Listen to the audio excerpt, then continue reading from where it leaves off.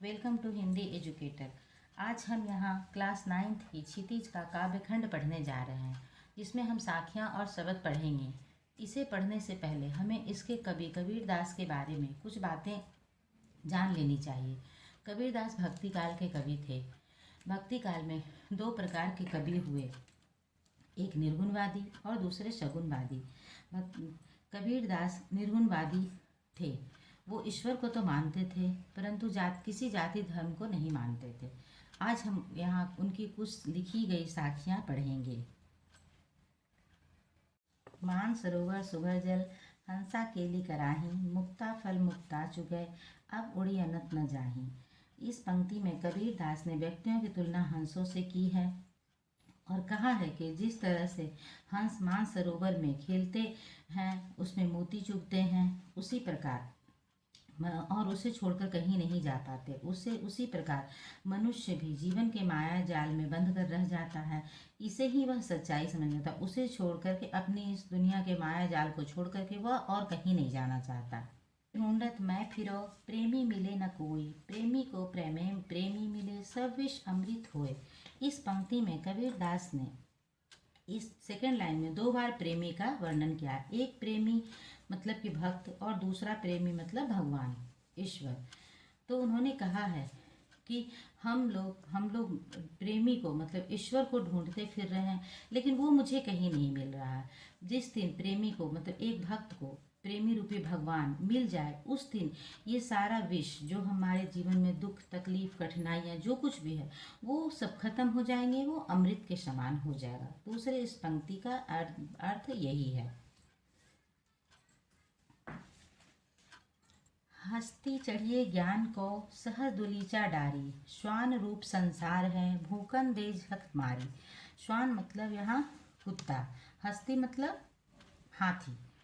तो इस पंक्ति में कबीरदास की इस पंक्ति में उन्होंने कहा है कि हस्ती चढ़िए ज्ञान की, मतलब ज्ञान रूपी हाथी की सवारी करो। सहज दुलीचा डारी, दुलीचा मतलब आसन, सहजता का अपने अपने जिंदगी में सहजता का आसन डालकर आप ज्ञान की सवारी करो, ज्ञान रूपी हाथी की सवारी करो। जब एक हाथी, ये कहावत है कि जब एक हाथी बाजार में निकलता है तो बहुत सारे कुत्ते भौंकने लगते हैं। उसी तरह से जब आप ज्ञान रूपी चादर डालकर जब बाहर निकलोगे समाज में, तो बहुत सारे अज्ञानी लोग कुत्ते के रूप में आप पर भौंकने लगेंगे।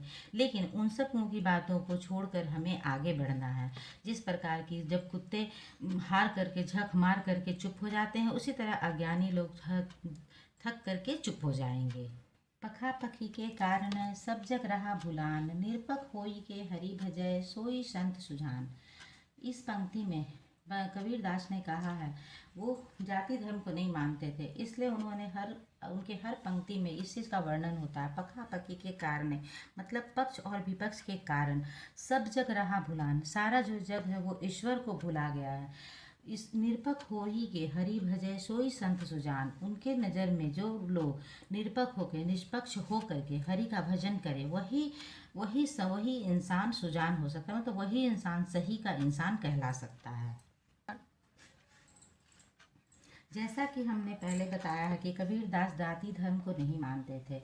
इस पंक्ति में हिंदू मुआ राम कही, मुसलमान खुदाई, कहे कबीर सो जीविता, जो दुहू के निकट न जाई। उनका कहना है कि हिंदू हमेशा राम राम कहता है, मुस्लिम हमेशा खुदा खुदा कहते हैं। हिंदू राम कह के, मुस्लिम खुदा कह के, मुसलमान खुदा भजते भजते ही वो लोग मर जाते हैं, लेकिन उन्हें कुछ भी नहीं हासिल होता।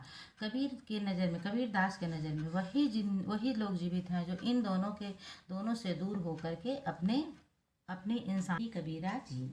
इस पंक्ति में कबीरदास कहते हैं, चाहे कोई मनुष्य कावा जाए या काशी जाए, राम का नाम ले या रहीम, दोनों एक ही हैं। जिस प्रकार गेहूँ पीसने से आटा और बारीक पीसने से मैदा बनता है, लेकिन दोनों खाने के ही काम आता है, अर्थात दोनों जगह आपको ईश्वर के ही दर्शन होंगे। ऊंचे कुल का जन्मिया, जे करनी ऊंच न होई, सुरा भरा साधु निंदा सोई।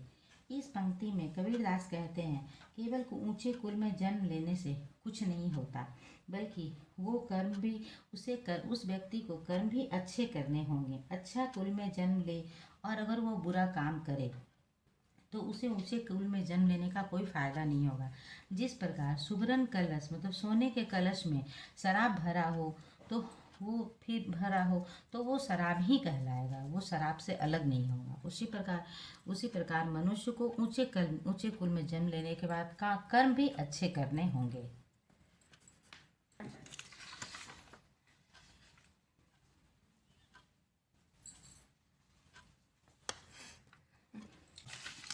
सबक पढ़ेंगे। अगर ये वीडियो आपको अच्छी लगी हो तो हमारे साथ बने रहें और इसे लाइक शेयर एंड सब्सक्राइब करें।